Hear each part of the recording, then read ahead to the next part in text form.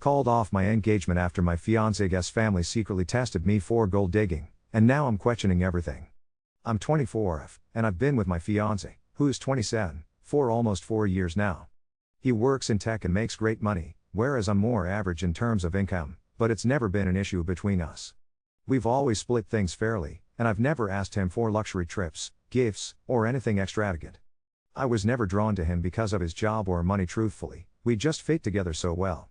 We're into all the same nerdy stuff, and from the beginning, his family seemed to genuinely like me. I never thought money would become a problem, or that anything would come between us.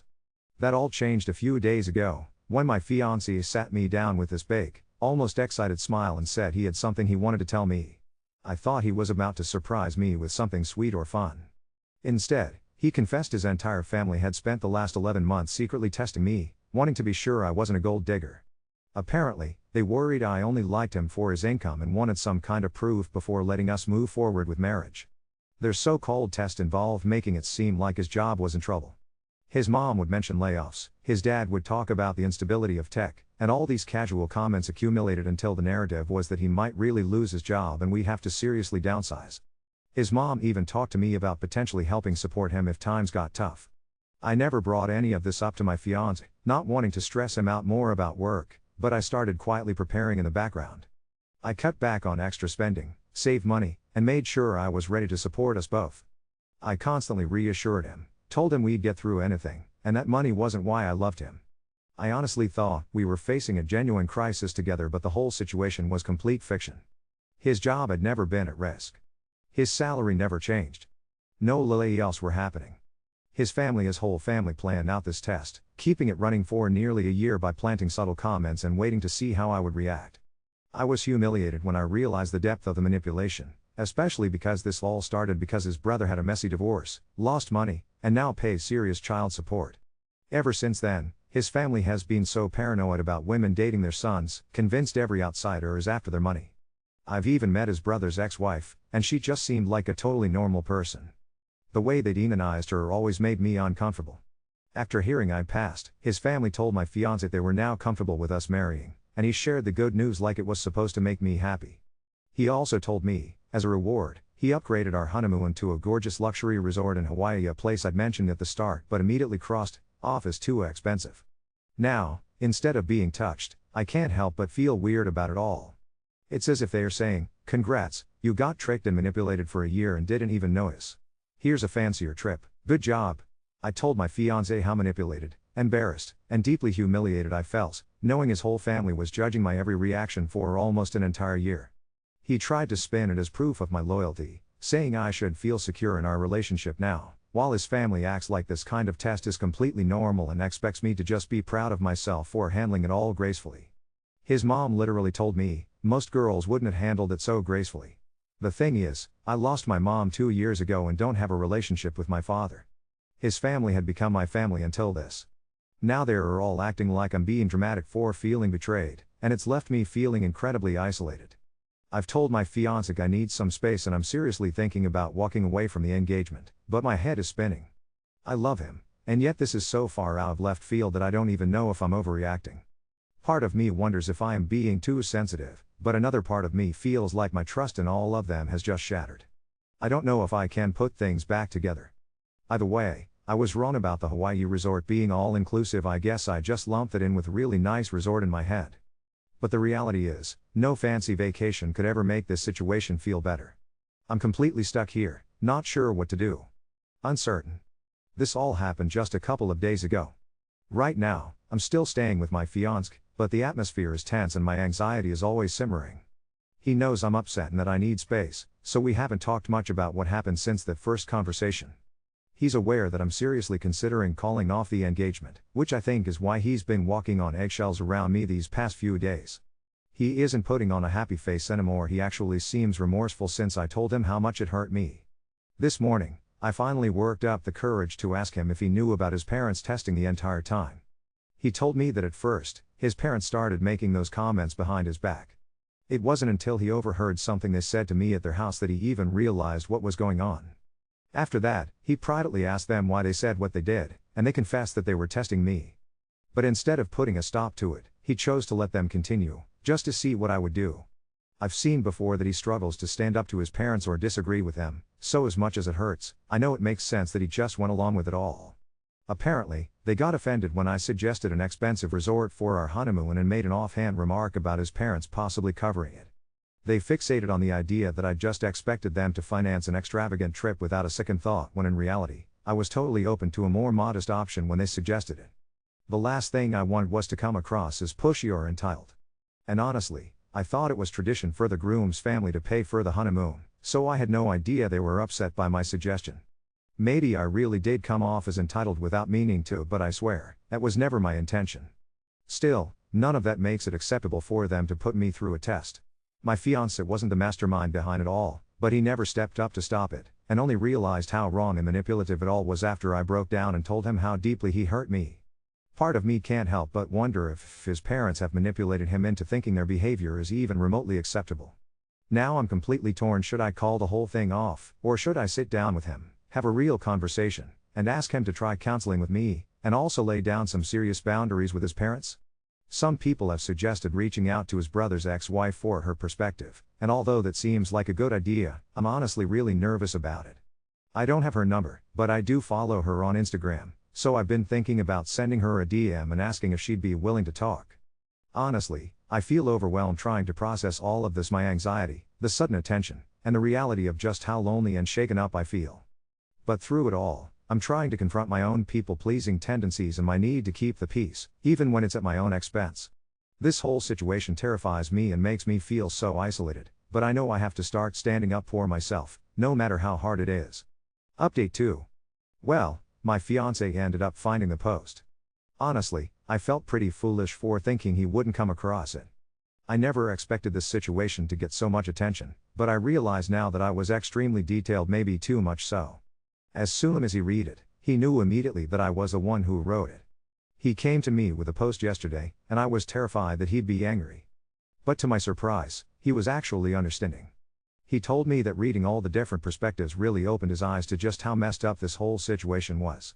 He admitted he felt awful for ever trying to put a positive spin on things. We dove into a deep conversation, and it was like a veil lifted for him. He realized that he's been manipulated by his parents and family for most of his life. Whenever his parents justify something, even if it's clearly wrong, his mind just automatically tries to find a way to see it their way, because he grew up in an environment where differing opinions weren't allowed. This whole experience made him recognize just how toxic and emotionally abusive his family environment has been, though he was never given any space to come to that realization before. There's always been a harsh us them mentality in his family. That made me understand why, whenever someone like me or even his brother's ex, a completely normal, well-intentioned person, tries to be part of the family, they'll twist themselves in knots to invalidate that person's character, just because the idea of outsiders makes them so uncomfortable. I learned a lot about myself through all of this, too. One harsh truth that hit me: I am emotionally vulnerable and I desperately need therapy. My longing to belong somewhere, to be part of a family, has led me to stay in situations that are actually really unhealthy for me. I know that's not okay, and I know that changing is going to be difficult, but I want to do the work. So, even though my fiancé was so remorseful and truly apologetic, I told him I need to call off our wedding and take a break from our relationship. We both have a lot of issues we need to work through on our own before we could even think about marriage. I need to figure out who I am without needing to lean on someone else, even though the idea terrifies me. Meanwhile, he needs time to seriously reevaluate his relationship with his family, and how they've shaped him. I told him that maybe, sometime in the future, if we both end up emotionally healthier and the timing is right, we could try again. But right now, that's not where we are, and it's time for us to part ways, at least for now. For the moment, we still live together, since I don't really have anywhere else to go. He's offered to move out and find another place to live. He also said he'll keep paying his portion of the lease until I can find another roommate. It's been a whirlwind, painful, eye-opening, and, honestly, full of growth. Update 3. A lot has shifted in a really short time. He moved out 2 days after my last update. Watching him pack his sneakers and the plant we rescue from the clearance rack at Home Depot made my stomach hurt in this very specific way, like the ache you get after you've held your breath too long and finally exhale. He cried, which I wasn't prepared for. We stood in our tiny kitchen and just held each other, both of us knowing we were doing the right thing, even though neither of us wanted this to be our story. I did reach out to his brother's ex-wife. I sent this long, rambling DM, half expecting she'd ignore it, but she wrote back almost immediately and asked if I wanted to meet for a coffee. She showed up with no makeup, a beige sweater, and this expression that somehow said both "I'm sorry" and "I've been waiting for you to ask." We talked for 3 hours. She told me the testing wasn't a one-time thing or even unique to me, that it was their pattern. With her, it started small comments about money, jokes about women and spending, and then escalated into situations designed to catch her reacting wrong. The worst was when they orchestrated a fake emergency about her needing to cover a surprise medical bill while his brother couldn't access his savings. She did it. They still decided she was manipulative afterward because she seemed too calm. Hearing that snapped something inside me into place. It wasn't about outcomes, it was about control.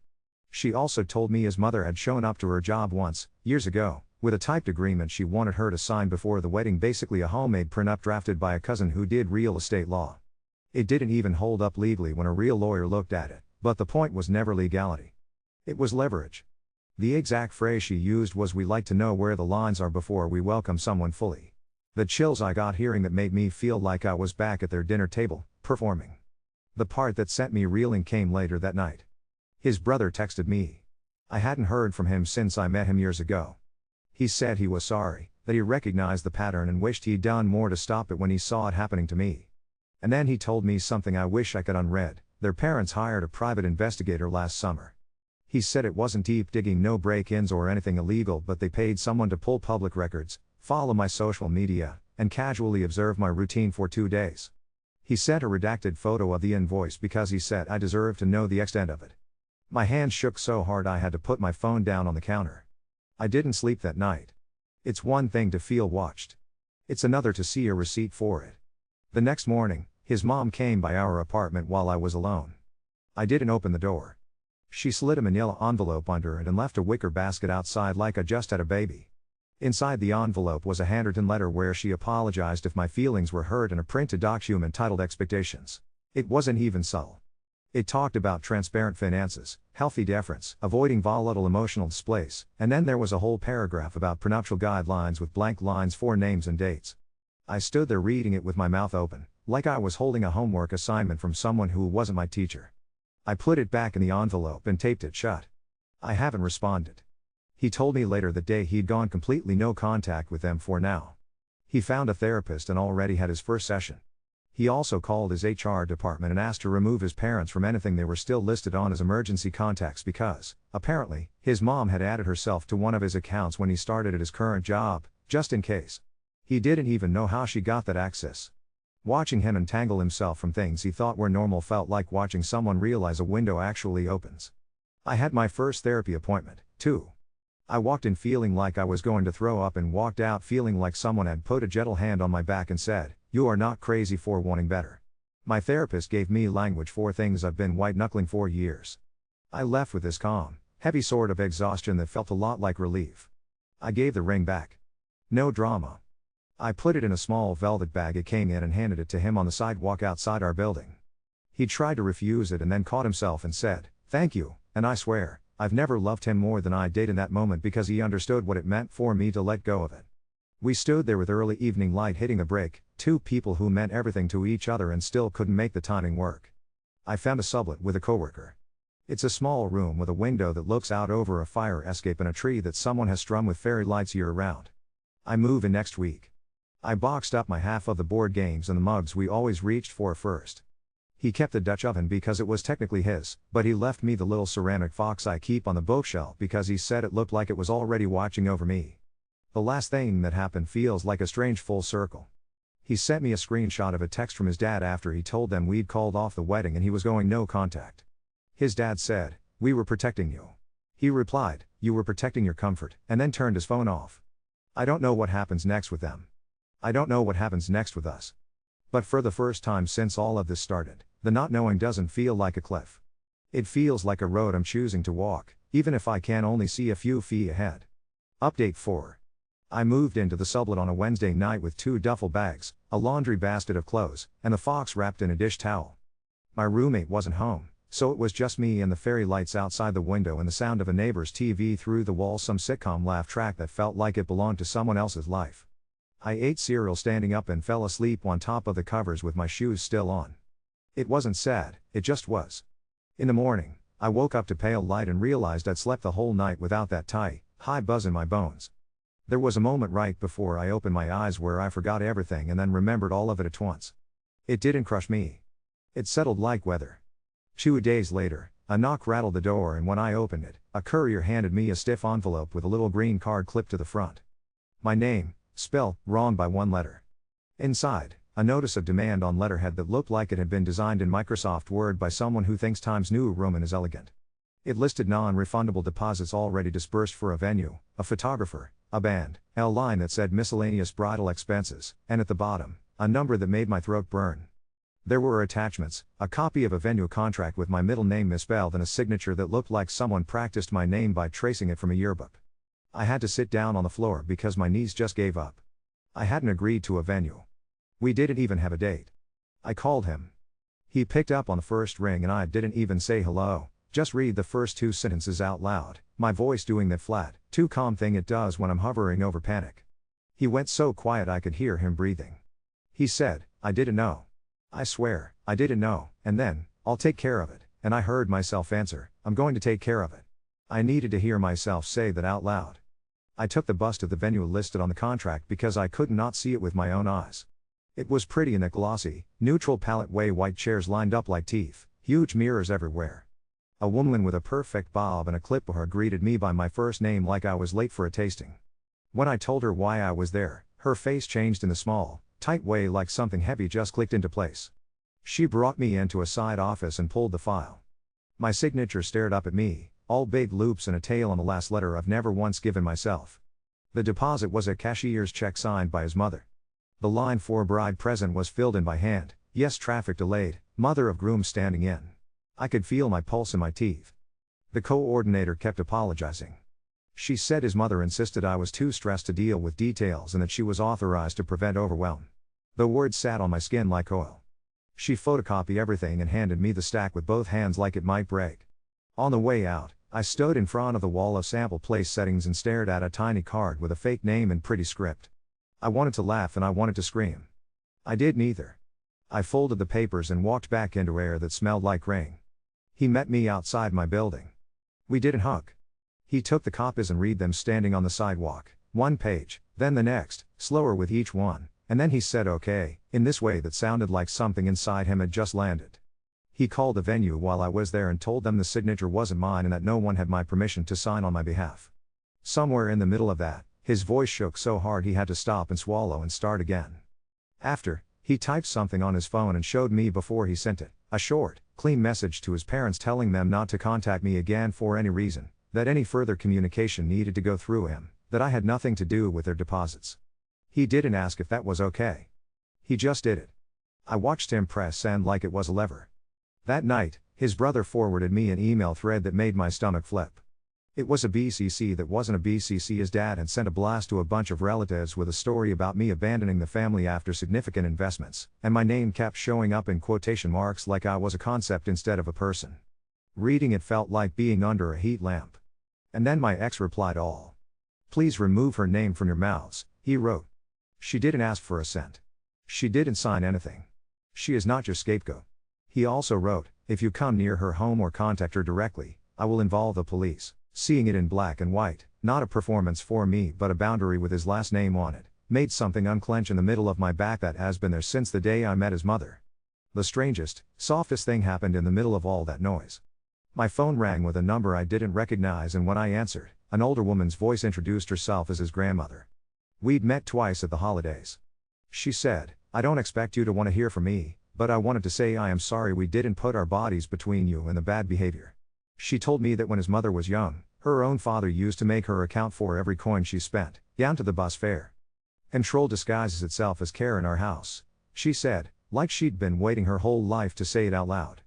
"I hope you run toward your life and do not look back to see who is clapping." I cried on the bus after I hung up, head tipped toward the window, the city blurring into smears of light. I filed a report so there would be a number attached to my name in the forgery. I didn't feel brave. I felt like I was checking a box to prove to myself that I exist on paper. The officer was kind. He spelled my name right without asking, and that tiny, dumb thing almost undid me. In between all of it, life kept being stupidly normal.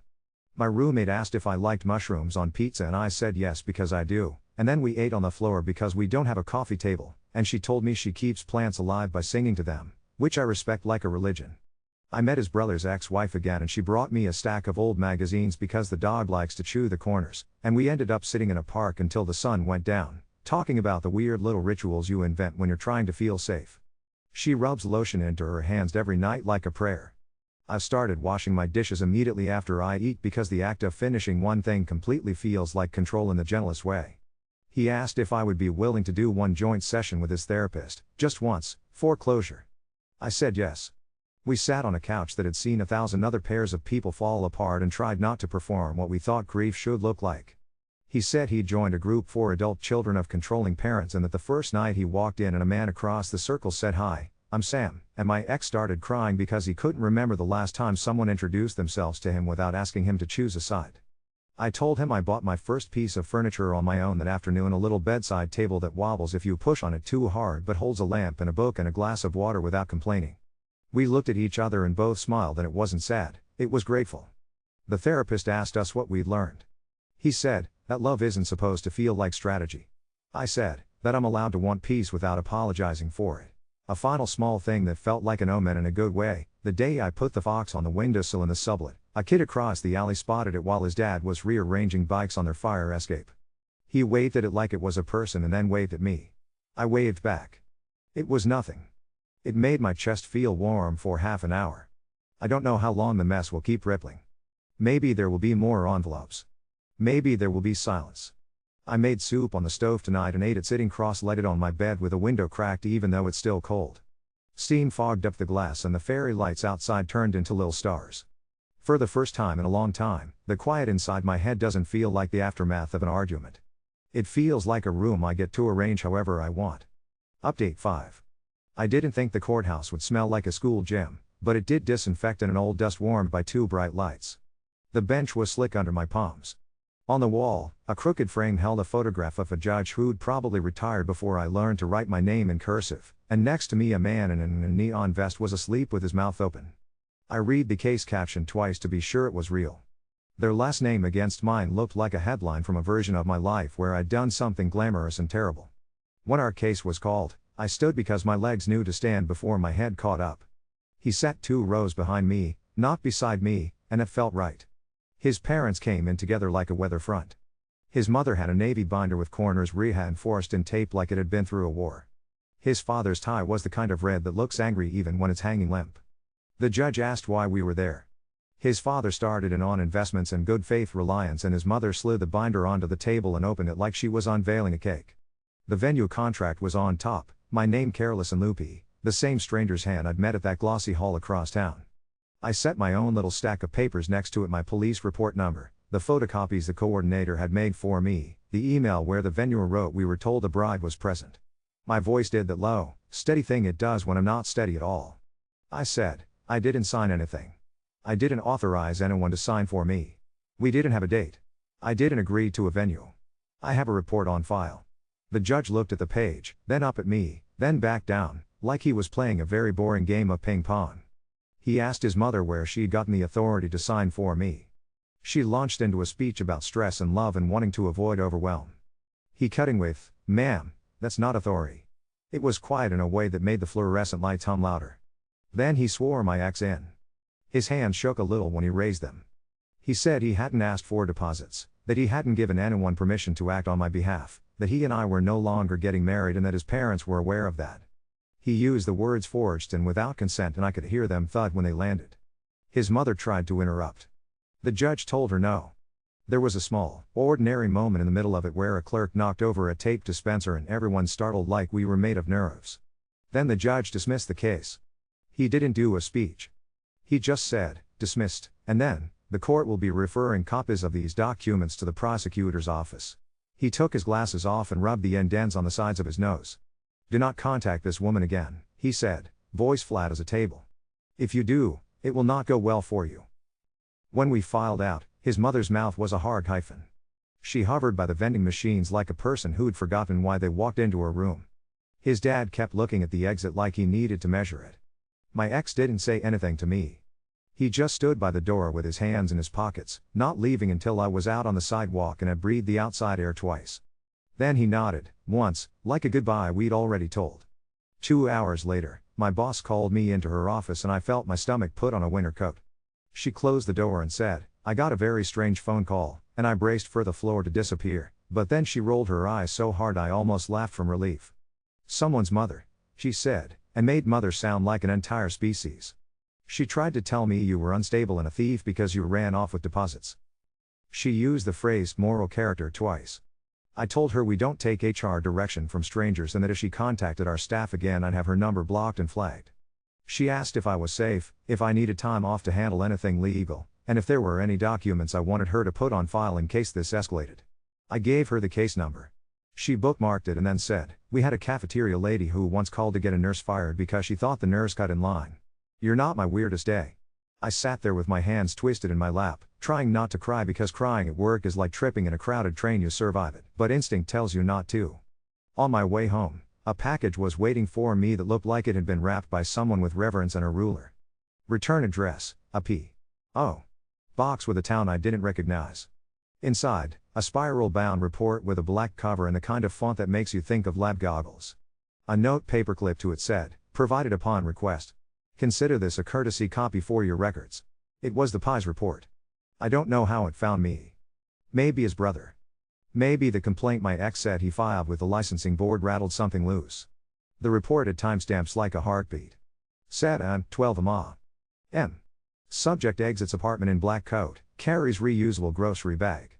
7:38 M. Subject stops to pet neighbor's dog mixed breed, brown. 7:56 M. Subject waits for bus, offers seat to elderly passenger. There were grainy photos that looked like postcards from a life I didn't give anyone permission to collect. Me with my hood up, me at the corner bodega buying a pack of tissues and a granola bar, me standing in front of my building holding a mail with my face tilted up like I could smell rain.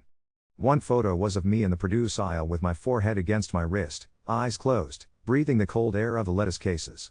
I hadn't known anyone saw that. The part that knocked the wind out of me wasn't the surveillance.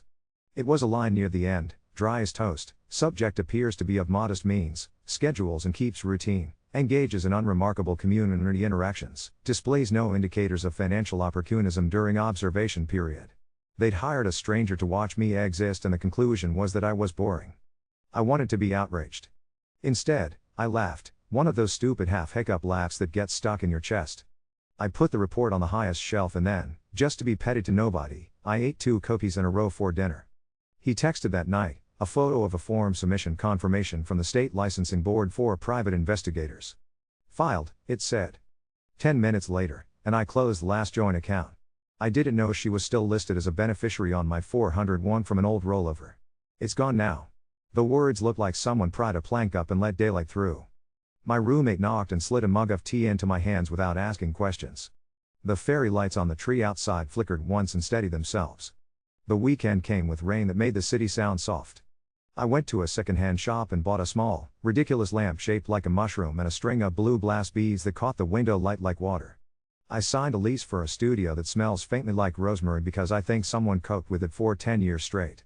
It has a closet the exact width of my wingspan and a bathtub with feet.